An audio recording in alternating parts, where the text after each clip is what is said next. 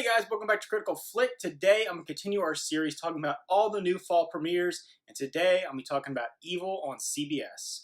So this is one that I was actually really looking forward to. Basically, the premise of this show is you have a clinical psychologist. She goes in and meets with this guy who's trained to be a priest, and they kind of try to figure out whether people are possessed or not. The first episode is dealing with a killer, a serial killer who claims that he is possessed by a demon.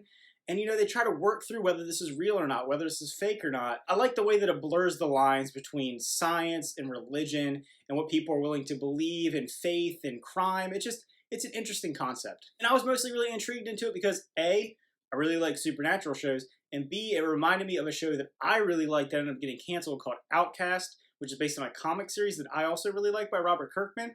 So this coming out, I was pretty intrigued. I like crime stories. I like supernatural. So it felt like a natural fit for me. And so far with the first episode, I enjoy it. I think that it's filmed really well, first off. Whenever I see something that's on a network like CBS or ABC or Fox, I always worry it's going to be a little cheesy. I don't know how much effort the studio is going to put into it.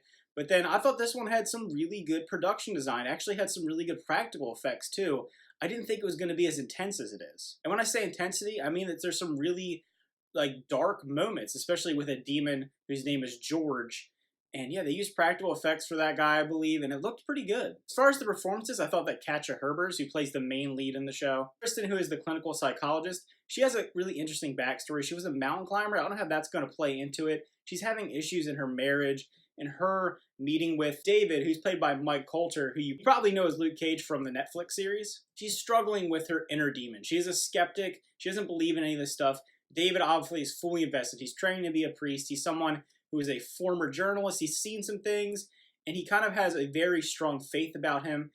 And those two have some pretty interesting chemistry. I'm interested to see how it plays out. And the aspect of it that I like is that you kind of don't know what is real and what is fake. You are kind of thrown in the same shoes as the lead character. She doesn't believe in ghosts. She doesn't believe in demons. But that she sees things she can't explain. Her mind plays tricks on her. She's easily influenced by what's going on around her.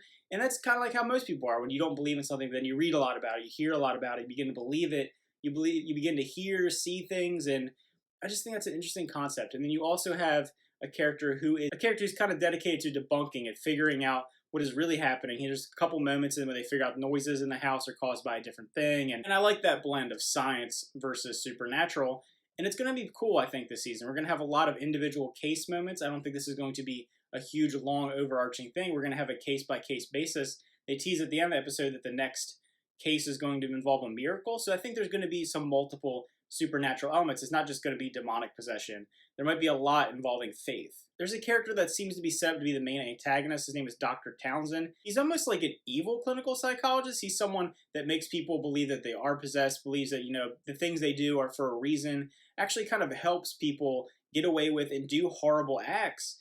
So it's going to be interesting. He kind of talks about how there's a big network. He's very ominous. I want to know what's going on with him. I want to know what this big occult thing is with him. So I think that's going to be a cool story to play out throughout the series. So I think at the end of the day, the title of the show, Evil, is playing into more of the evils that are inside humanity and the way they're able to be manipulated, the way people are able to suggested to do horrible things and maybe justify it under the guise of demonic possession or supernatural events.